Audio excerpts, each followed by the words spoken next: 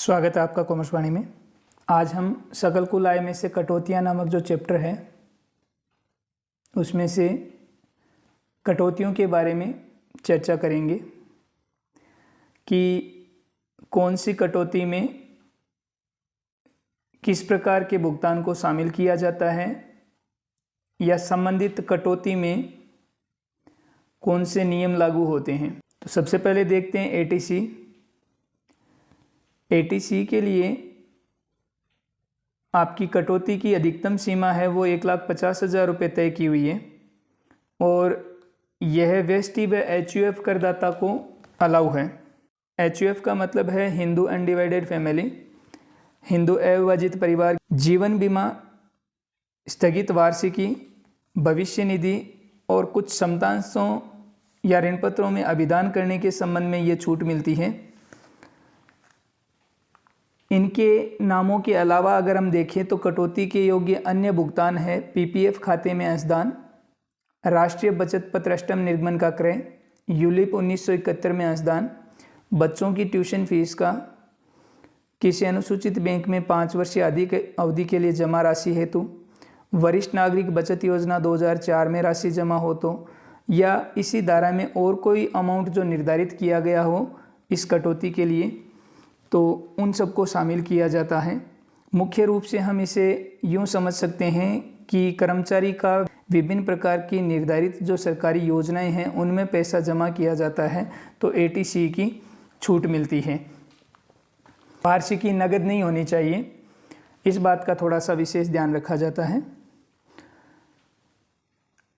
ATC में इन छूटों को शामिल करने के बाद हम देखते हैं धारा 80CCC।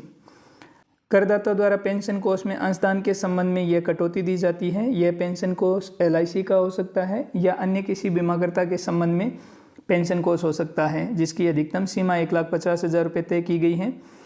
धारा 80CCD को देखते हैं तो 80CCD में केंद्र सरकार की अटल पेंशन योजना में अंशदान के संबंध में कटौती दी जाती है। इस CCD के 2 पार्ट आपको ध्यान में रखने होंगे, 80CCD 1 और 80CCD 2। CCD 1 में करदाता के अंशदान की कटौती है। करदाता अगर कर्मचारी करदाता है तो अधिकतम कटौती वेतन का 10% है। अन्य व्यष्टि करदाता है तो उसके लिए अधिकतम कटौती वेतन का 20% है। वेतन में हम बेसिक सैलरी और DA अंडर द टर्म सेवा शर्तों के अधीन वाला लेंगे। अगर अन्य व्यष्टि करदाता चाहे तो इस विकल्प को अपना सकता है। नई पेंशन योजना में अगर राशि जमा करवाई जाए या 50,000 रुपये जो भी कम हो, दोनों में से अतिरिक्त कटौती के रूप में करदाता छूट ले सकता है। यानी अधिकतम 20% लेगा वो या फिर ये वाला ले सकता है, नई पेंशन योजना में अंशदान के संबंध में कटौती। अन्य व्यष्टि करदाता के लिए 2 नियम हैं, अधिकतम कटौती वेतन का 20% हो सकती है या वो चाहे तो नई पेंशन योजना में राशि जमा करवाकर जमा राशि या 50,000 रुपये दोनों में से जो भी कम हो उसकी अतिरिक्त कटौती ले सकता है। इसमें अगर इसने सेकंड ऑप्शन को अपना लिया है तो उसे 20% वाला ऑप्शन नहीं मिलेगा। उसके बाद में नियोक्ता द्वारा अंशदान के संबंध में कटौती होती है। केंद्र सरकार की अटल पेंशन योजना में अगर नियोक्ता ने भी अंशदान किया है तो कर्मचारी के वेतन का 10% अधिकतम कटौती मिल सकती है।